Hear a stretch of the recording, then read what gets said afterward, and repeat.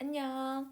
자, 오늘은 우리 3월 모의고사에 출제되었던 현대소설 도깨비 잔치에 대해서 정리 한번 해보도록 할게요. 자, 이 도깨비 잔치는 인물들의 관계가 너무 중요합니다. 그래서 시대에 따라서 인물들이 어떤 생각을 가지고 어떤 역사인식을 가지고서 서로 관계를 형성하고 있는지 이 두 가지 내용이 너무 중요하고요. 자, 이 글의 주인공은 이제 여러 명이 등장하지만 그래도 이제 주된 생각이나 내용을 얘기하고 있는 건 성호라고 하는 인물입니다. 그래서 이 성호가 다른 인물들과 어떤 관계를 맺고 있는지 그걸로 인해서 성우는 어떤 인식 변화를 가지고 있는지 그게 너무 중요해요. 그래서 이 세 가지 내용을 중점적으로 해서 우리 내용을 한번 살펴보도록 하겠습니다. 자, 여러분 우리 모의고사에서 보기가 항상 나오는데요. 이 보기가 너무 중요한 내용들을 다 설명해 줬어요. 그래서 그 내용들 중에서 중요한 내용을 정리 한번 해봅시다. 자, 성우 할아버지하고 동국 할아버지는 일제강점기 민족의 아픔을 상징하는 인물이라는 거예요. 그래서 이거는 시대적 배경이 일제강점기 이후의 모습이겠구나 라고 생각해 주시면 되고, 자, 그리고 이들은 일제강점기를 지나면서 강직한 역사의식을 가지고 있는 인물로 고고한 기품을 지니고 있는 인물이라고 설명하고 있습니다. 그래서 그러면 이 설명만 봐도 성우 할아버지나 동국 할아버지는 기본적으로 긍정적인 인물들이겠구나 라고 생각해 주시면 되겠죠. 자, 그리고 김학모라고 하는 인물은 아버지의 친일 이력이 교육감이 되는데 걸림돌이 될까봐 딸을 성호랑 결혼을 시키려고 해요. 자, 보세요. 성호 같은 경우는 할아버지가 긍정적인 인물이었기 때문에 이 김학모라고 하는 사람은 자기 딸이 이 긍정적인 사람이랑 결혼을 시키면 자기 아버지의 친일 이력이 조금 이 반감이 줄어들지 않을까. 이게 줄어들 거라고 생각하면서 의도적으로 결혼을 시키려고 하는 거예요. 자, 성우 아버지는 김한모의 환심을 얻어서 교육계에 출세하기 위해서 둘의 결혼을 서두른다고 합니다. 자, 그러면 성우 아버지는 긍정적인 할아버지 밑에서 이 어떤 인식을 가지고 있냐면 출세를 위해 친일을 했던 아들과 이러면 이제 관계를 형성하려고 하는 사람이에요. 그러면 성우 아버지는 좀 부정적인 인물이겠구나 라고 생각해 주시면 됩니다. 자, 성우는 할아버지의 역사 의식에 공감을 해요. 그러면 이 할아버지에 대해서 이해를 하고 있으니까 선생님 성우에다가 긍정적 표시를 해놨는데 이 긍정적인 의미가 그대로 이 생각을 가지고 있구나라고 생각해 주시면 되고, 그렇지만 할아버지가 결혼을 반대하는 걸 이해하면서도 현재의 삶이 중요하다는 생각에 윤주랑 결혼을 하려고 해요. 그러면 윤주랑 결혼하려면 당연히 할아버지의 반대를 이겨내야 되잖아요. 그러면 이 부분에서 지금 성우에 뭐가 나타나냐면 내적 갈등이 나타나는구나 라고 생각해 주시면 됩니다. 자, 또한 제목은 이 도깨비라고 하는 애는 세속적 가치에 매몰이 되어서 역사의식을 결여한 인물들, 즉 여러분 김학모의 아버지나 성우 아버지 같은 사람들을 얘기하겠죠. 이 사람들과 잔치를 벌인다는 건 결혼식을 얘기하는 건데, 그러면 이 인물들이 활개치는 세상을 풍자하는 여러분 제목이라고 생각해 주시면 돼요. 그래서 여기서는 이 제목에 죄송해요. 이러면 제목에 이 상징적인 의미들이 너무 중요합니다. 그래서 선생님 밑줄 그어놨으니까 이 내용들 다시 한번 정리해 주시면 좋을 것 같고요. 자, 그러면 이 작품을 이제 해석하기 전에 앞부분 줄거리를 가지고 뒤에 앞에 나왔던 보기 내용하고 앞부분 줄거리를 갖고 인물관계도 정리하고서 본문 들어가 보도록 할게요. 자, 성우 할아버지는 아까 긍정적인 인물이었어요. 친일 인사 카네야마에 의해서 카네야마 친일파네 부정적인 놈. 자, 그 다음에 큰아들을 잃었어. 그러면 이 민족적 아픔이라고 하는 말이 무슨 말인지 알겠다. 우리 아까 보기 위해서 민족의 아픔이라고 얘기를 했잖아요. 그래서 이 성우 할아버지는 민족의 아픔을 대변하는 인물이구나. 자, 카네야마의 아들인 이 김학모, 아까 김학모 부정적인 인물이었잖아요. 해방 후에 크게 출세를 해요. 그러면 친일파가 제대로 청산이 되지 않은 거네요. 그러면 친일파의 자식이 오히려 더 출세를 하고 있는 상황인 거예요. 자, 그의 딸 윤주와 성우의 약혼식 전날 할아버지가 성우의 집에 와서 이 약혼을 반대를 해버렸고, 아버지의 반대에 불구하고 약혼식을 진행하려고 합니다. 아버지는 이 윤주는 진심으로 사랑하는 성우, 윤주를 진심으로 사랑하는 성우는 이런 상황에서 내적 갈등을 하고 있다는 거죠. 자, 그러면 내용 정리 한번 해보도록 할게요. 자, 이 글은 동곡 조부는 나오는데 부랑 동곡은 나오지는 않아요. 근데 이제 이 부분은 제외하시고 우리가 이제 주로 봐야 되는 건 성혼의 집이랑 카네야마의 집안을 한번 봐야 될 것 같습니다. 자, 여기서는 이제 1대, 2대, 3대에 걸친 이야기가 나오게 되는데요. 우선은 지금 동국조부와 그 다음에 성우조부, 할아버지들은 모두 다 긍정적인 역사 의식을 가지고 있고 두 분 모두 다 민족의 아픔을 경험한 사람들이라고 생각해 주시면 됩니다. 자, 카네야마 우리 아까 친일파였기 때문에 부정적인 인물에 해당하겠죠. 그래서 부정적인 역사 의식을 가지고 있는 인물이고요. 자, 성우 아버지도 부정적인 인식을 가지고 있어요. 자, 아까 성우의 할아버지의 큰아들이 죽었다는 건 성우의 아버지의 형도 카네야마에 의해서 죽은 거잖아요. 자기 형이 죽었는데도 어떻게 하는 거냐면 김항모에게 환심을 사서 출세를 하려고 해요. 출세를 목적으로 환심을 얻으려고 하고 있고 김항모도 성우부를 이용을 하고 있죠. 어떻게 하려고? 자기가 출세하고 교육감에 올라갔을 때 이런 친일파의 행적을 줄여보려고 이용을 하는 거죠. 자, 김항모 당연히 친일파의 그 자식이고 이걸 개선하려고 하고 있지 않으니까 둘 다 모두 다 부정적인 역사 인식을 가지고 있는 사람들이라고 생각해 주시면 됩니다. 자, 그러면 성우는요. 우선은 여러분 이 할아버지에 대해서 여러분 이해해요. 그리고 아버지에 대해서도 이해를 못하는 건 아니에요. 왜 그러냐면 이 윤주랑 지금 자기는 사랑에 빠져서 성우는 이 윤주랑 약혼을 하고 싶은 거거든요. 결혼하고 싶고. 그래서 이런 과정에서 성우는 내적 갈등을 겪고 있고 이 성우가 긍정적인 역사의식을 갖고 있는지 부정적인 역사의식을 갖고 있는지는 아직은 알 수는 없어요. 왜냐면 내적 갈등을 겪고 있기 때문에. 자, 그러면 성우는 어떤 입장을 갖고 있는지 우리 내용 정리하기 전에 여러분 다시 하나만 더 설명할게요. 미안해요. 자, 그러면 여기서는 자, 성우의 할아버지하고 성우의 아버지 같은 경우는 이 사이에서 당연히 둘이 이러면 약간 반발이 있겠죠. 서로 대립을 하는 모습을 가질 거고요. 성우 아버지도 성우랑 갈등이 있을 수도 있어요. 왜냐면 성우는 두 사람을 다 이해하고 있기 때문에 할아버지를 이해하는 측면에 대해서는 이 성우 아버지랑은 좀 이제 부정적인 관계를 형성할 수도 있는 거죠. 그래서 이 글은 어떤 모습을 보여주고 있는 거냐면 내적 갈등이라고 하는 성우의 갈등도 너무 중요하지만 세대 간의 갈등도 나타난다. 요것도 참고로 기억을 해주시면 좋겠어요. 자, 그럼 넘어갈게요.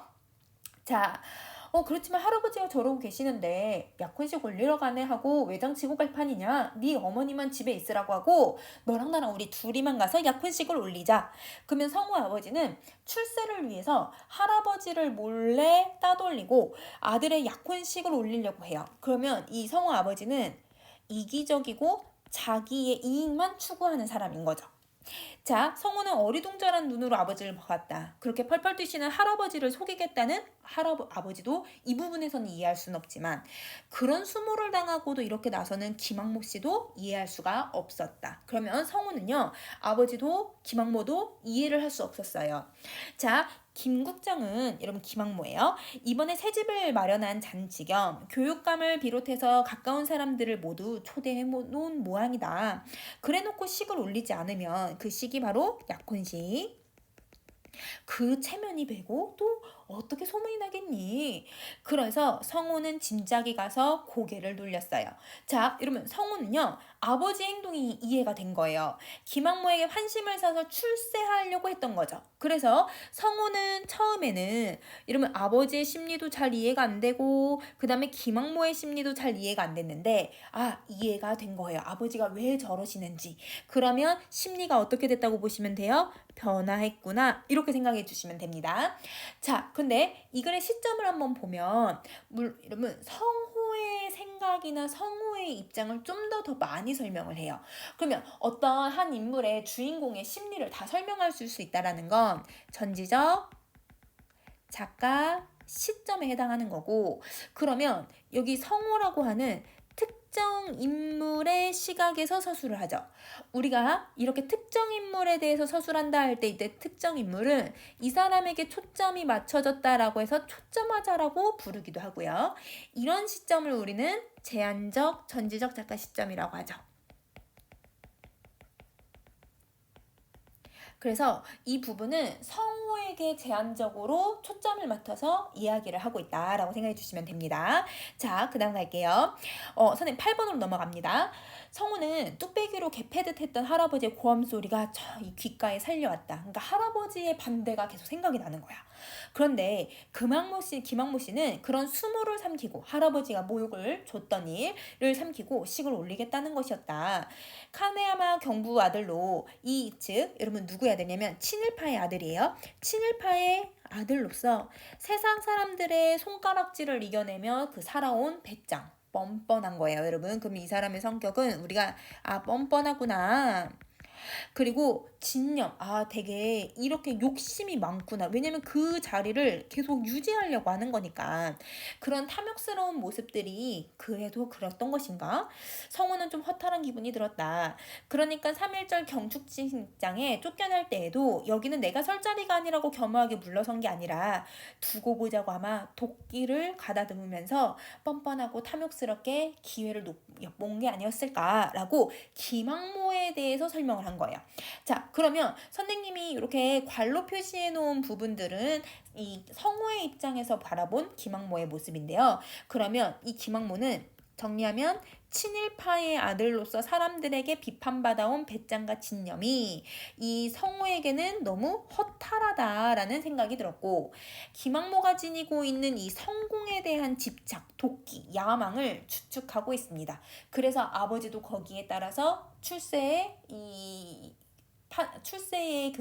이 사람의 줄을 같이 달려고 하는 게 아닐까라고 내가 성우가 생각하는 거죠. 자, 9번째 문장 갈게요. 성우는 병원으로 가면서 어찌할지 얼른 작정이 서지 않았다. 할아버지를 속이고 여러 사람의 앞에 선다는 건 너무 끔찍스러웠고, 그러니까 할아버지를 생각을 하는 거고, 그러나 자기가 가지 않으면 아버지는 무슨 처지가 될까? 그러니까 아버지냐 할아버지냐, 즉 할아버지는 신념이라고 생각하면 되고 아버지는 지금 현실이라고 생각하시면 돼요. 자, 그러면 성우의 여러분 내적 갈등이 너무 잘 드러나고 있죠. 할아버지를 속이는 것 같은 죄책감. 그래서 할아버지가 가지고 있는 신념, 이런 긍정적인 역사 의식을 따라야 할 것인지, 그리고 아버지 뜻에 반하는 걱정도 하고 있는 건데요. 현재 아버지와 자신의 삶, 왜냐면 자기가 윤주를 사랑하잖아요. 이런 이 현실에 초점을 맞춰서 내가 얘기를 해야 되는지, 그러니까 어떤 이상적인 거와 현실적인 것들에 대한 괴리라고 생각해 주시면 되죠. 오늘 무슨 일 없냐? 아침상 물리고 나자 할아버지가 아버지께 물었다. 별로 없습니다. 아버지는 얼결에 대답을 해놓고도 혹시 할아버지가 눈치채신 건 아닌가? 그러면 아버지는 할아버지에게 거짓말을 하고 있는 거예요. 자, 이러면 이때 말하는 오늘이라는 건 이러면 성호의 약혼식 날이죠. 오늘. 그러면 성우의 약혼식 날 할아버지가 갑자기 아침에 너네 무슨 일 없어? 라고 하니까 아버지하고 성우가 거짓말을 하고 있는 상황인 거예요. 자, 이름 넘어갈게요. 아버지는 겁먹은 표정으로 대답을 했는데 그거는 할아버지 몰래 약혼식을 계획한 것이 혹시나 들킨 건 아닐까? 걱정이 된 거죠. 성우는 저도 없습니다. 아무래도 눈치를 챈 건 아닐까 조마조마했다. 그럼 잘 됐다. 오늘이 동국영감. 아까 동국영감은 어떤 사람이었지? 긍정적인 역사의식을 가지고 있고 민족의 아픔을 대변해주는 사람이라고, 민족의 아픔을 나타내주는 인물이라고 했잖아요. 그러니까 성우 할아버지랑 똑같이 탈상, 3년상을 마쳤다. 너희들은 초상 때도 못 갔으니 오늘 나하고 가자. 성우 아버지는 놀랐습니다. 아버지 아버지 아니에요. 죄송해요. 사람이 사람 구실을 하려면 이런 인사부터 제대로 차려야 한다. 그 양반은 너희들하고도 친했으니 그리고 너희들이랑 친살붙이 가족과 다름이 없다. 작년에도 그만한 일로 조문을 못 갔으니 말이 되느냐라고 하면서 할아버지는 이 동공영감을 가족처럼 생각해서 이 3년상이 끝나도 가야 된다고 생각을 하는 거예요. 성우 아버지는 그러면 어떤 상황이 된 거예요? 자기 아버지의 뜻에 따르려고 하면 여러분 이제 동고 할아버지의 탈상에 가야 되는데 오늘도 성우의 약혼식이 있잖아요. 그러니까 성우 아버지는 할아버지를 속여야 되는데 이거 할아버지를 못 속이고 못 속여야 되는 상황. 혹은 할아버지를 속이려면 지금 이 탈상에도 못 가는 상황. 뭐 이게 애매해진 상황이 된 거예요. 그래서 이 우리 동네 열촌 영감이 집에 내려올 때마다 이 여기 와서 쓸 일은 없는지 자기 아들 차를 이용하라고 해서 오후 저녁에 전화를 했더니 오늘 아침에 차를 보여준다고 했으니 그 차 타고 어디에 가면 된다? 이걸 타고 탈상에 가면 되지 않겠니? 라고 할아버지께서 계획을 완전히 잘 세우신 거죠. 자, 성우 아버지는 이마에 땀이 보송보송 맺히고 있어요. 자, 이 성우 아버지는 할아버지의 이런 말에 너무 당황하고 걱정되고 약혼식 어떻게 하지? 조바심이 난 거죠. 그러면 이런 심리를 서술자가 직접 설명하지 않고 인물의 행동을 통해서 간접 제시를 해주고 있습니다. 즉 간접 제시는 우리는 보여주기 방식이라고도 합니다. 자, 거기까지라면 일이 조금 무슨 일인데 할아버지는 못마땅한 듯 돌아봤다. 왜냐면 여러분 당연히 이 동국 할아버지는 친살붙이라고 생각을 했는데 아들이 반대하고 있잖아요. 못 가겠다고. 그러니까 못마땅한 거죠. 중요한 일이 있어서 이렇게 머뭇머뭇거려요. 그러면 이 상황을 회피하고 싶고 머뭇거리고 있다라는 거죠. 왜냐면 할아버지한테 약혼식을 간다고 사실대로 말할 수 없기 때문에 여러분 이렇게 변명을 지금 하기 시작을 하는 거예요. 자, 친구는 다음에 만나도 되지 않냐? 할아버지 말에는 노옥이 화가 났습니다. 그래도 그것이 되게 중요한 문제가 되나서 성우는 아버지 쪽으로 계속 돌아가려는 고개를 손으로 붙잡듯 모른 척 안고 있었다. 아버지가 또 더듬더듬 말을 꺼냈다. 아마 성우도 못 간다고 이제 얘기를 한 거죠. 그래서 할아버지의 의견에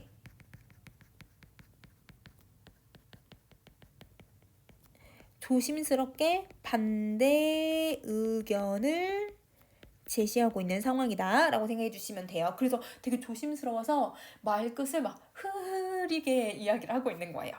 자, 그 다음 넘어갈게요. 할아버지는 발끈했다. 아니, 약혼신날 무슨 그게 번거롭단 말이냐?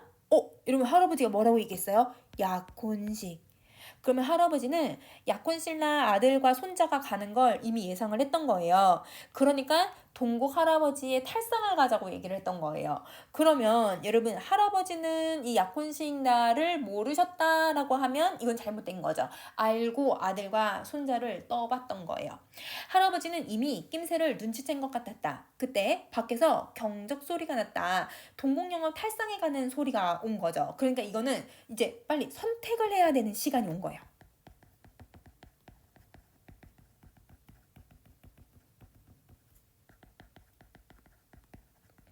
약간 여러분 긴장감이 어떻게 돼요? 고조가 되게 만들어주는 여러분 소리입니다. 성우 너 나가자. 할아버지는 성우만 데려가려고 하죠.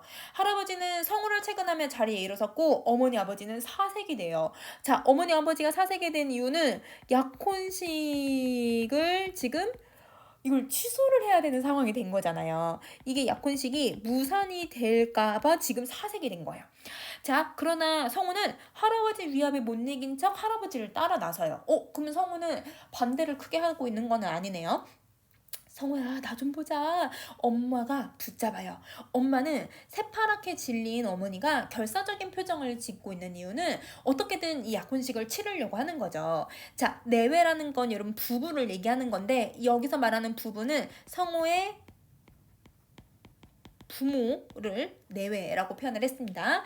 자, 이미 그들이 할아버지 몰래 어떤 음모를 꾸미고 있다는 걸 너무 환하게 내비치고 있었던 거였던 거예요. 자, 그러면 어떤 음모가 뭐예요? 몰래 약혼식을 치르는 것.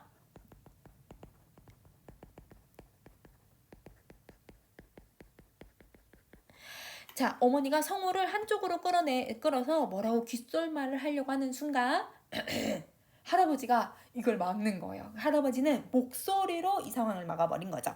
자, 그러면 여기서 갈등 양상이 잘 드러나네요. 옆에 우리 날개 부분을 한번 봅시다.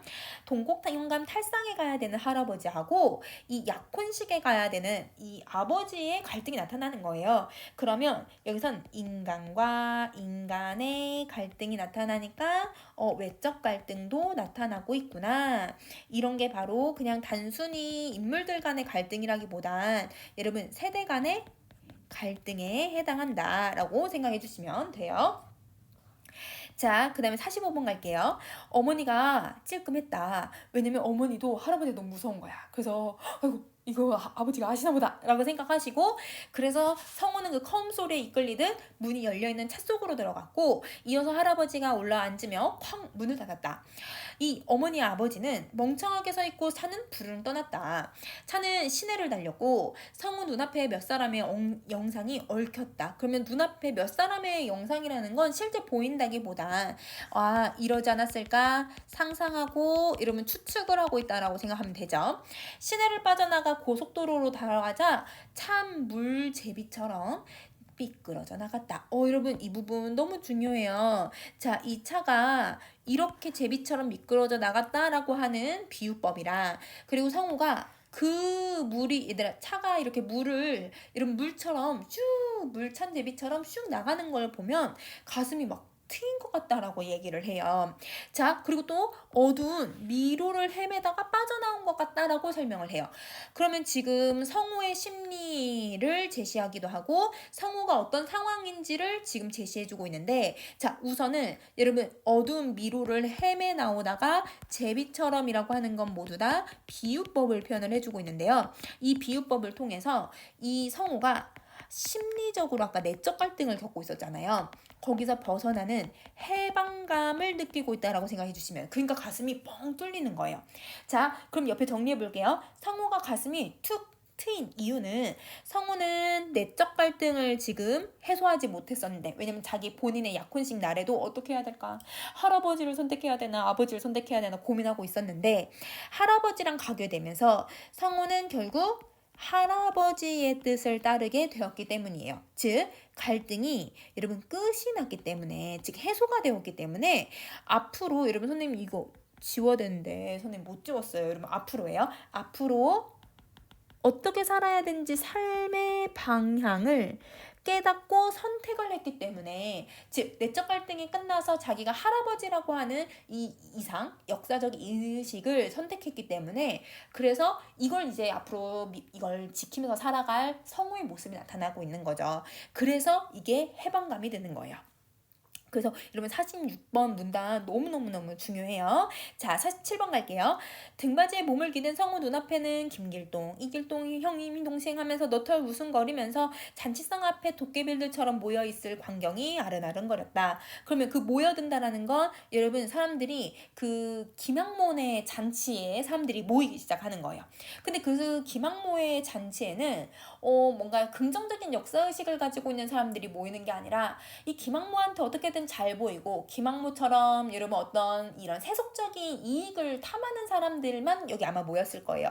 그래서 그들을 김길동, 이길동이라고 표현하면서 도깨비들이라고 표현을 해버린 거죠. 즉 이런 도깨비들은 세속적 가치 혹은 이익에 매몰된 사람들이라고 생각해 주시면 되고, 그러면 그런 요란스러운 도깨비들 잔치판, 즉 여러분 성우의 약혼식 날 이런 온갖 사람들이 모일 거잖아요.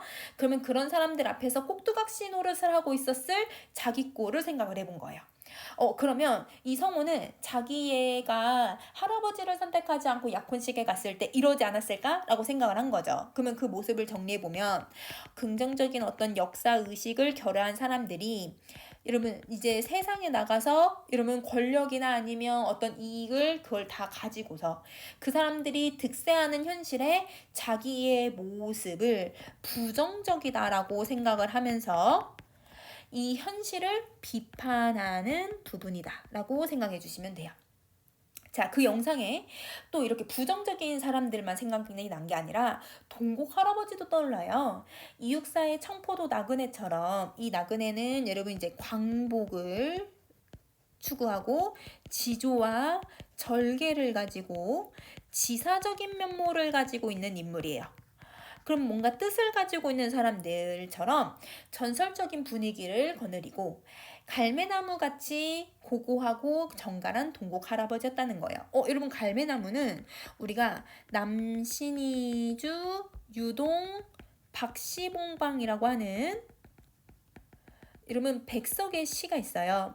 우리 방학 때 한 번씩 했을 거예요. 그쵸? 그 백석의 시에 갈매나무처럼 되고 싶다라고 하는데 이게 상록수란 말이에요. 상록수는 변하지 않는 불변성을 갖고 있죠. 그래서 고고하고 정갈하고 지조와 절개를 가지고 있다라고 하는 나그네랑 이미지가 비슷한 거예요. 그래서 그런 할아버지의 모습을 떠올리게 되었고 성우는 울컥 몰려드는 정감에 그런 긍정적인 역사의식을 가지고 있는 인물을 떠올리면서 울컥하는 이 마음에 조용히 엿깃을 여미면서 그 감정을 추스리고 있다라고 생각해 주시면 됩니다. 그러면 이 조용히 엿깃을 여몄다라고 하는 건 동국 할아버지를 생각하는 성우의 마음이 드러나는 거예요. 선생님도 가끔 뭐 이제 매번 그런 건 아니지만 우리나라 어떤 역사적인 큰 일이 있는 이런 날이 되면 광복이나 이럴 때 여러분 이제 방송에서 독립운동가나 우리나라 역사를 위해서 헌신한 사람들에 대한 내용들이 나오면 그럼 뭔가 울컥하는 말 한단 말이에요. 그러니까 성우도 그런 분들을 생각을 하니까 뭔가 울컥한 긍정적인 역사 의식을 가지고 있기 때문에 이런 모습을 지금 스스로 행위를 하고 있다라고 생각해 주시면 돼요. 자, 그러면 성우가 동국 할아버지에 대해서 어떤 인식을 드러내고 있는지 비유법을 통해서 너무 잘 드러냈죠. 청포도에 있는 나그네 같다, 갈매나무 같다. 비유법을 썼는데요. 그럼 이건 어떤 의미냐? 올바른 신념이라고 하셔도 되고 역사의식이라고 하셔도 상관없어요. 자, 올바른 신념과 역사의식을 지녀서 고고하고 지조가 있는 삶을 산 사람들을 이 성우는 그리고 있다는 거죠. 그래서 이런 부정적인 도깨비들 같은 사람들이 이렇게 판을 치는 막 득세하고 이 사람들이 막 잘 나가는 이런 세상 속에서 이런 지조를 가지면서 살았던 사람들을 선택해야 되지 않을까라고 하는 이 작품의 주제가 너무 잘 드러나고 있는 내용입니다. 자, 여러분 도깨비 잔치에서 성우가 마지막에 인식하고 있는 이 가치관과 그리고 할아버지하고 아버지의 갈등 양상이 왜 나타나고 있는지 이 두 가지 내용들 잘 정리해 주시면서 복습해 주시면 될 것 같아요. 여러분 도깨비 잔치는 여기까지 할게요. 안녕.